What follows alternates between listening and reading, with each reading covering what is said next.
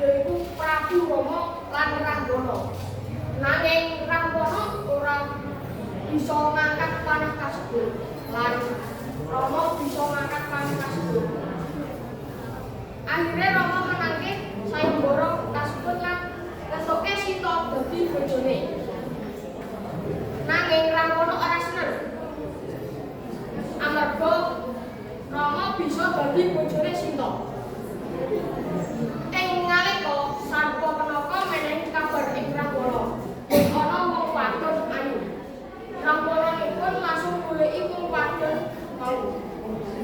Jebule wong wadon mau putri kala Marica sing bisa ngubah wujude dadi apa wae lan bisa ngubah wujude dadi Buta Cakil. Ing alas Gandhara, Rama, Sita lan Laksmana isih nglungguh. Pangertosipun Rahwana lan Kala Marica melu mlebu ing jero alas. Kala Marica ngubah wujude dadi Kijang Mas.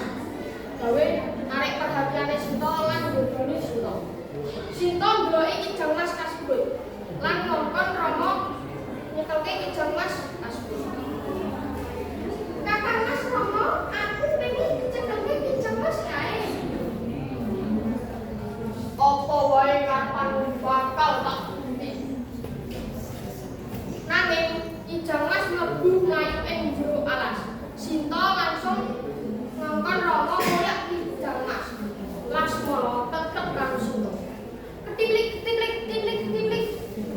Nanging Sinta nesu amarga Laksmana ora melu koyak Kijang karo Rama. Akhire Laksmana nuruti karepane Sinta lan koyak Kijang Mas bareng Rama. Wedi karo kaselamatane Sinta, Laksmana gawe bunderan dan Sinta tetep selamat.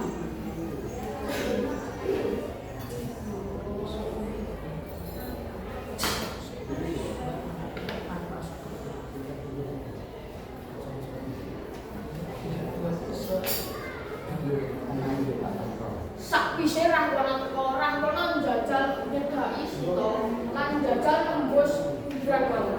Nanging Rahwana ora kuwasa nglewati bunderan mau.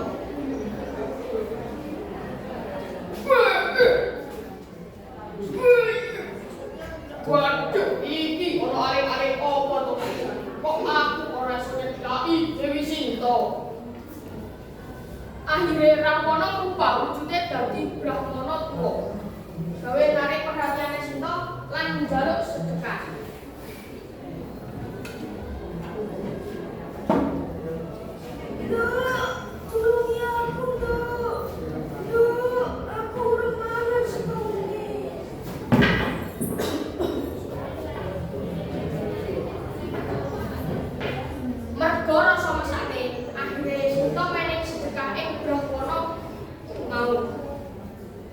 Nalika menehi sedekah, Sinta ditarik metu saka bunderan mau lan digawa mabur karo Rahwana.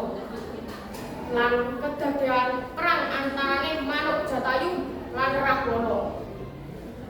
Nalika Manuk Jatayu kalah lan kelangan loro suwiwine, Rama pedhot karo Anoman sing nulungi Rama nyelametake Sinta. Rama dijak mlebu ing jero Guwa Kiskendha. Ing kono omahe Anoman. Ing nalika Rahwana njajal njuk Sinta supaya gelem dipek bojo. Nanging Sinta wegah. Nalika Sinta dhewean, Anoman mlebu ing taman Argasaka gawe nemoni Sinta lan ngekeki rambuté Rama. Supaya Sinta percaya yen dheweke bener-bener utusane Rama gawe nyelametake Sinta. Nanging Indrajit anak saka Rahwana ngerti yen tekane Anoman.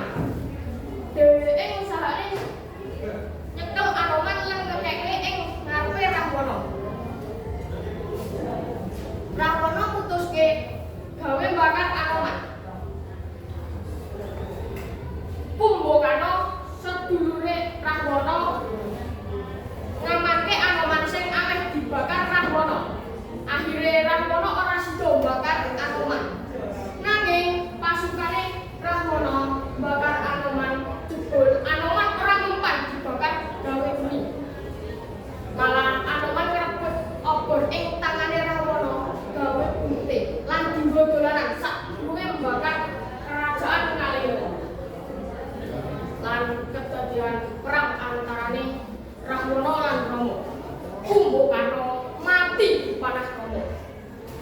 derajat sing melu Rahwana ngiwangi ngalahi Rama iku mati sisan.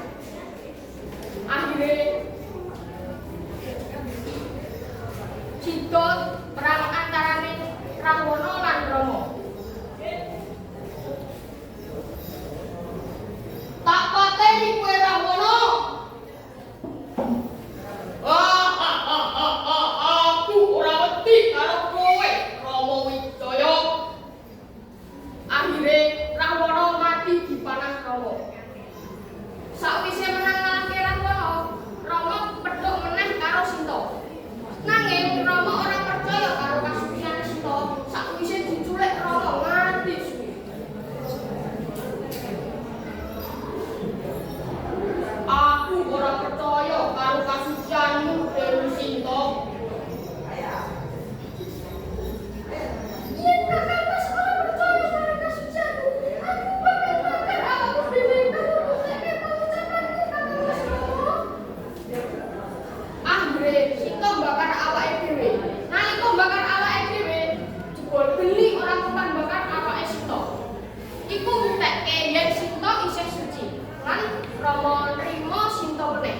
Akhire Rama lan Sinta urip tentrem lan